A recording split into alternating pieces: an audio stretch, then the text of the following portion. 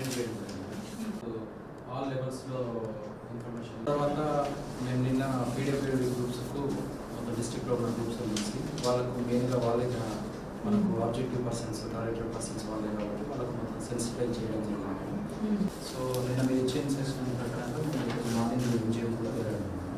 So మనకు దీంట్లో వాళ్ళు ఇచ్చిన లెటర్లో మెయిన్ మాట ఏమేమంటే ఒకటి బయట పబ్లిసిటీ కల్పించడానికి ఒకటి మేము ఆ పార్ట్ ఆల్మోస్ట్ చేసాము. ఈరోజు ఈ మీటింగ్ తర్వాత మేము ప్రెస్కు మీడియాకు లోకల్ ఛానల్స్ దాన్ని ఈరోజు ఇస్తాము. And will be migrated to UDID. UDID 299 already సదరంలో స్లాట్స్ వెయిటింగ్ ఉంది.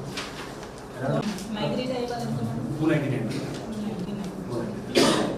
వాళ్ళందరూ ఇప్పుడు సేమ్ ప్లాట్ఫామ్లో వీళ్ళందరూ all of them will be under UDID portal check చేసుకొని UDID జనరేట్ అవుతుంది.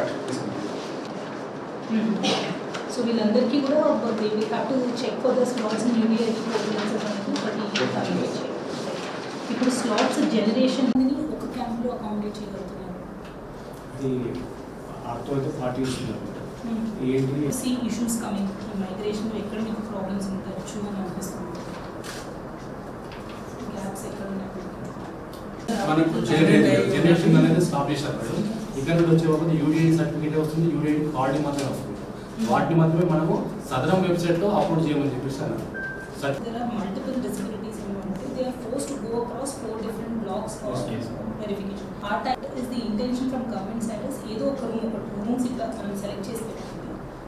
ఆల్ సంబంధించిన ఎక్విప్మెంట్స్ ఏవైతే ఉన్నాయో ఆర్థో కావచ్చు ఏది కావచ్చు require any other testing equipment also అది కూడా మీరు ఇండికేట్ చేస్తారు.